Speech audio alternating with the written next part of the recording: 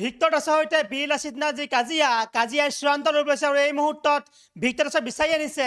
Victor দাসক ঘৰত নাপাই তেওঁক বিচাৰি আনিছে স্কুলৰ পৰা ভিক্টৰ দাসক বিচাৰি লোৱা পৰিলক্ষিত হৈছে আৰু যি মুহূৰ্তত শৃংখল চলিয়াক ভাবুকি দিছিল বিচাৰি আনিম বুলি কৈছিল সেই মুহূৰ্তত কিন্তু শৃংখল চলিয়াৰ সলনি ভিক্টৰ দাসকে বিচাৰি অনা পৰিলক্ষিত হৈছে।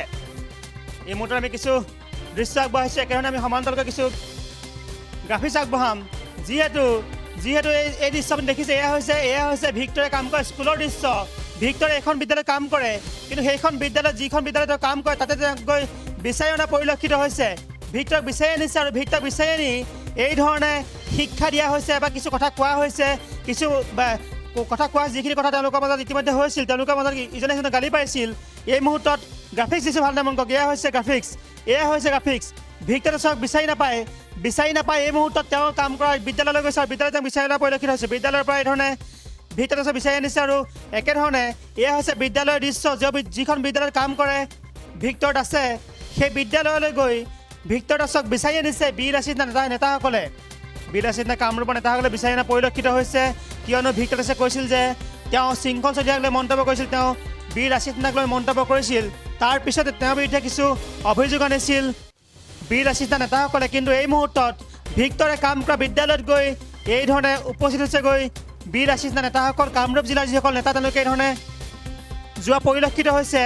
এয়া হৈছে শৃংখল চলিহাৰ নেতৃত্ব যি বীৰ লাচিত সেনা বা শৃংখল চলিহা বা ৰণ্টু পানী ফুকনৰ নেতৃত্ব যি বীৰ লাচিত সেনা, সেই লাচিত সেনাৰ একাংশ নেতা যিসকলে তেওঁলোকে গৈ এই ধৰণে ভিক্টৰক বিচাৰি উলিয়াইছে। ভিক্টৰ দাসে বিভিন্ন সময়ত ৰাতি ফেচবুকত লাইভ আহে আৰু লাইভ আহি তেওঁ কিছু মন্তব্য কৰে, যি মন্তব্যক লৈ দুই পক্ষ কাজিয়া হয়। সেই কাজিয়াৰ পাছতে এই ধৰণে তেওঁক বিচাৰি গৈছিল, ভিক্টৰ দাসক বিচাৰি গৈছিল আৰু কালি ৰাতি দেখিছিল যে কি ধৰণে ভিক্টৰ ঘৰলৈ আহিছিল একাংশ নেতা, যিসকলে ভিক্টৰক বিচাৰি আহিছিল কিন্তু ভিক্টৰক পোৱা নাছিল। তাৰপিছত ভিক্টৰক ওলাই আহিবলৈ চেলেঞ্জ কৰিছিল, কিন্তু চেলেঞ্জ গ্ৰহণ কৰি ভিক্টৰ ওলাই নহা বুলি কৈছে। গতিকে সেই অনুসৰি ভিক্টৰক কালি দিনটোত বিচাৰি নাপায় আজি পুৱাৰ ভাগতে ভিক্টৰে কাম কৰা বিদ্যালয়লৈ গৈছিল। ভিক্টৰ দাসে কাম কৰা যিখন বিদ্যালয় সেই বিদ্যালয়লৈ এই ধৰণে বীৰ লাচিত নেতাসকল গৈছিল। তেওঁলোকে ভিক্টৰৰ সৈতে কটাকটি হৈছিল, তেওঁলোকে ভিক্টৰক বিচাৰি পাইছিল আৰু তাৰপিছতে যি পৰিৱেশ হৈছিল সেয়া এই মুহূৰ্তত এম্বিয়েঞ্চ জৰিয়তে শুনাইছোঁ। সেইবিলাক বিতৰ্ক বাদ দে, সেইবিলাক কালি তই কি কৈছ কামৰূপ জিলাৰ ইয়াত কোন আছে? কামৰূপ জিলাৰ ল'ৰাই তোক কিবা কৈছে নেকি ভিক্টৰ? তোক আজিকালি আমি ইণ্টাৰফেয়াৰ হোৱাই নাই বোলো, তই আমাৰ ল'ৰা বাদ দে, কিবা লাগি আছে, কিন্তু কালি তই এটা ভুল কৰিছ। কামৰূপ জিলাৰ কোন আছে তই আহ।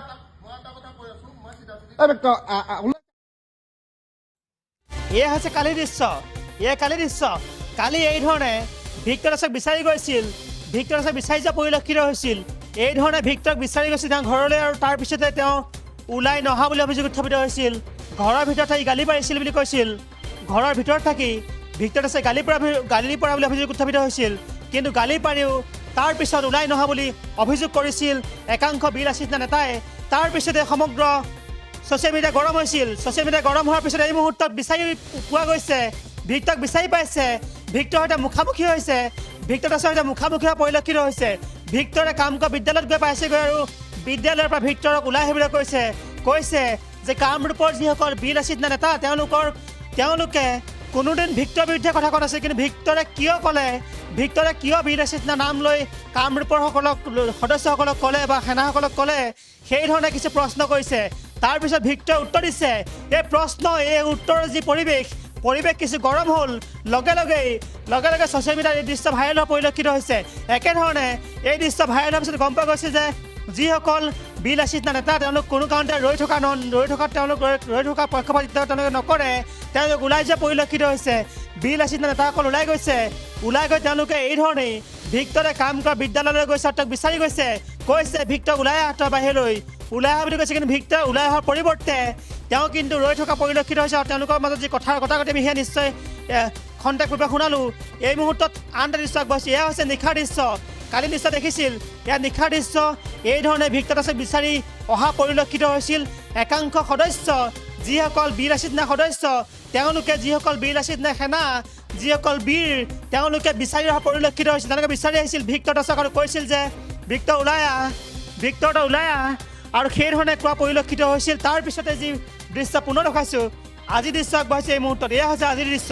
আজি এই ধৰণেই আজি এই ধৰণে ভিক্টৰাছক বিচাৰি পাইছে, ওলাই আহা বুলি কৈছে, বাহিৰলৈ ওলাই অহা সাহস আছে যদি ওলাই আহা বুলি কৈছে আৰু সেই দৃশ্য দেখা পোৱা গৈছে য'ত ভিক্টৰক কিছু কথা কৈছে, ভিক্টৰে সেই কথাৰ যি উত্তৰ, যি প্ৰত্যুত্তৰ সেয়া দিছে, যি উত্তৰ তেওঁ সেই দিয়া পৰিলক্ষিত হৈছে, যি আনচাৰ দিব লাগে সেই দিছে, কিন্তু এই কথাৰ যি কটাকটি দৃশ্য এই মুহূৰ্তত পোহৰলৈ আহিছে।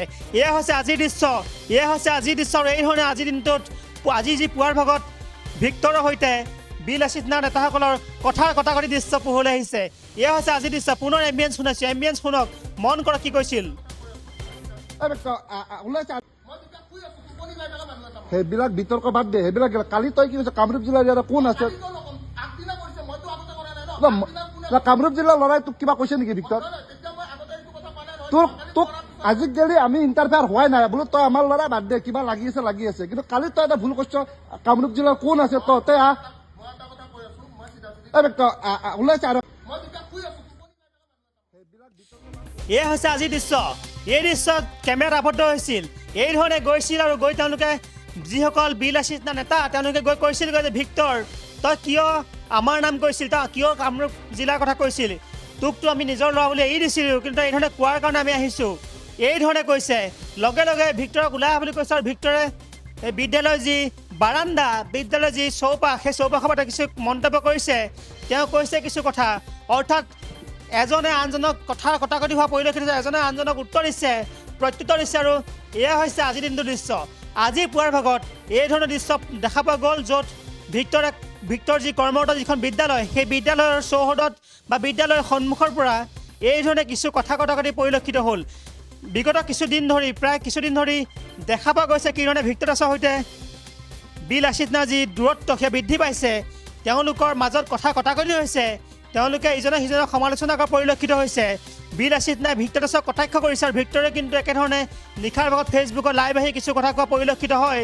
গতিকে দুই যি পক্ষ, এটা সংগঠন আৰু এজন ব্যক্তি যি তেওঁলোকৰ মাজত যি কথা কটাকটি সেয়া কিন্তু এই মুহূৰ্তত চূড়ান্ত পৰ্যায় পূৰা পৰিলক্ষিত হৈছে। তেওঁলোকৰ মাজত যি কথা কটাকটি সেয়া এই মুহূৰ্তত চূড়ান্ত পৰ্যায় পাইছে আৰু তেওঁলোকৰ মাজত যি কথা কটাকটি সেই কথা কটাকটি এই মুহূৰ্তত এই পৰ্যায় পাইছেগৈ যে ভিক্টৰে কৰ্মৰত বিদ্যালয়ত গৈ এই মুহূৰ্তত ভিক্টৰক বিচাৰি উলিয়াইছে, ভিক্টৰক বিচাৰি উলিওৱা পৰিলক্ষিত হৈছে। বিচাৰি উলিয়াই ভিক্টৰৰ সৈতে কথা কটাকটি হৈছে। যি দৃশ্য আপুনি নিশ্চয় দেখিছে, গম পাইছে, শেহতীয়াকৈ উজনিত যি উচ্ছেদ চলিছে বা বিভিন্ন প্ৰান্তত যি উচ্ছেদ চলিছে, এই উচ্ছেদৰ সময়তে শিৱসাগৰৰ লগতে উজনিৰ একাংশ ঠাইত এই মুহূৰ্তত মিয়া খেদা অভিযান চলিছে আৰু মিয়া খেদাৰ যি অভিযান বা একাংশ সন্দেহজনক লোক বুলি যাক কোৱা হৈছে, তেওঁলোকক খেদাৰ বা তেওঁলোকক পঠিয়াই দিয়ে যি অভিযান চলিছে, তাৰ মাজতে কিন্তু আন এক কথা খুব আকৰ্ষণীয় হৈছে, সেয়া হৈছে ভিক্টৰাছৰ সৈতে বিল লাচিত নামৰ দূৰত্ব আৰু তেওঁলোকৰ কথা কটাকটি। গতিকে সেই যি কথা কটাকটি এই মুহূৰ্তত চূড়ান্ত পৰ্যায় পাইছেগৈ। ভিক্টৰাছে নিশাৰ ভাগত ফেচবুকত লাইভ আহি কিছু পৰিমাণে প্ৰশ্ন উত্থাপন কৰে, পুনৰ সেই প্ৰশ্নৰ উত্তৰ ছ'চিয়েল মিডিয়াত দিয়া পৰিলক্ষিত হয়। সেই উত্তৰ দিয়ে বিল লাচিতে নাই, কিন্তু এই মুহূৰ্তত ছ'চিয়েল মিডিয়াৰ যি উত্তৰ, সেই উত্তৰ গৈ এই মুহূৰ্তত ঘৰৰ দুৱাৰমুখ পাইছেগৈ আৰু ভিক্টৰৰ ঘৰৰ যি দুৱাৰমুখ বা ঘৰৰ যি গেট, সেই গেটৰ ওচৰতো গৈ কালি নিশাৰ ভাগত একাংশ বিল লাচিত নামৰ সদস্যই কিছু কথা কৈছিল, তেওঁলোকে ওলাই আহিবলৈ কৈছিল ভিক্টৰক, কিন্তু সেই মুহূৰ্তত ভিক্টৰাছ ওলাই নহা বুলি অভিযোগ উত্থাপিত কৰিছে। তাৰপিছত আজিৰ দিনটোত, আজি যিহেতু বিদ্যালয় খোলা আছিল, গতিকে আজিৰ দিনটোত আজি পুৱাৰ ভাগত বা আজি আগবেলা এই ধৰণে ভিক্টৰাছক বিচাৰি গৈ তেওঁৰ যি কৰ্মৰত বিদ্যালয়, সেই বিদ্যালয়ত এই ধৰণে বিল লাচিত নামৰ সদস্যসকল যোৱা পৰিলক্ষিত হৈছে। নিশ্চয় আপুনি দেখিলে, এয়া হৈছে আজিৰ দৃশ্য, এয়া হৈছে বৰ্তমান অসমৰ প্ৰেক্ষাপটৰ দৃশ্য, য'ত এটা সংগঠনৰ এজন বিশেষ যুৱকৰ, এজন লোকৰ তেওঁলোকৰ যি কাজিয়া, সেই কাজিয়া কিন্তু এই মুহূৰ্তত চূড়ান্ত ৰূপ পাইছে। এই কাজিয়া এই মুহূৰ্তত চূড়ান্ত ৰূপ পাইছে। এই কাজিয়া পৰৱৰ্তী সময়ত কি ৰূপ পায় বা এই কাজিয়া পৰৱৰ্তী সময়ত শেষ হয় নে নহয় তাক লৈ খুব লক্ষণীয় হ'ব, কিয়নো সকলোৱে আশা কৰিছে যে এই ধৰণৰ কাজিয়া সোনকালে শেষ হওক বুলি আশা কৰিছে। আৰু কিয়নো অসমীয়া যিসকল লোক, অসমীয়াৰ মাজত যিটো কাজিয়া, এই কাজিয়াই কিন্তু কোনো কাৰণতে ভাল লক্ষণ নহয়, কাৰণ অসমত অসমীয়া বা প্ৰতিগৰাকী ব্যক্তিয়ে মিলিজুলি থকাটো সকলোৱে কামনা কৰে, কিন্তু তাৰ মাজতে দুটা পক্ষৰ যি ধৰণৰ কাজিয়া, এই কাজিয়াই কিন্তু যথেষ্ট তাৎপৰ্য বহন কৰিছে। কিন্তু এই কাজিয়া যাতে সোনকালে শেষ হয়, সকলোৱে সেয়াই আশা কৰা পৰিলক্ষিত হৈছে।